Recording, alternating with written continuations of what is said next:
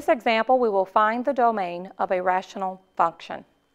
We are given the function named g of x is 2x minus 3 over x squared minus 4.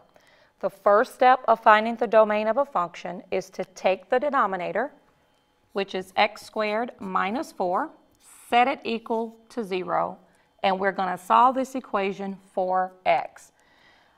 First, notice that both of these terms are squared terms, and because I'm taking the difference of two squared terms, I know that x squared minus 4 is a difference of squares.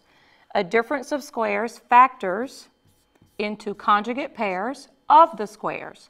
So the square root of x squared is x, and the square root of 4 is 2.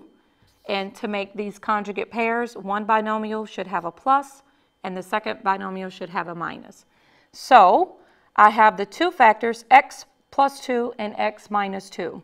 And then if I take each individual factor and set it equal to 0, it will tell me the two places on the number line where my function cannot be at that value, which we call those domain values which are violated. So x plus 2 equals 0.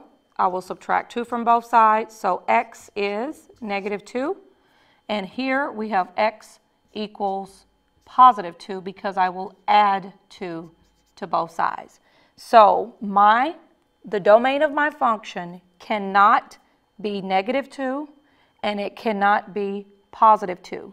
So the way that I write the domain to indicate that it cannot equal these two values is as follows. Starting from the left side of the number line, I know that I'm coming in from the left, so my first boundary will be negative infinity.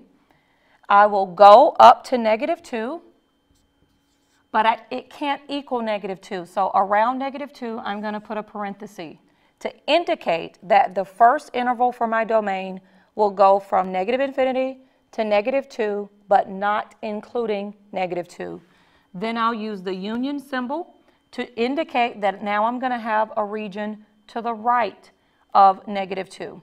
So it will be from negative 2 to 2, and I will have another union symbol to indicate that starting at 2, I'll go to positive infinity. So let's rewrite this where I can fit everything on one line. So the domain of g of x, which is 2x minus 3 over x squared minus 4, is negative infinity to negative 2, union, negative 2 to 2, union 2 to positive infinity.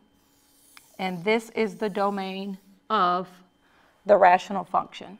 So again, the way that you find the domain of a rational function is you find the places in the denominator that x cannot equal. Once you get those values, then you will write your domain in interval notation, noting that those values cannot be included in those regions.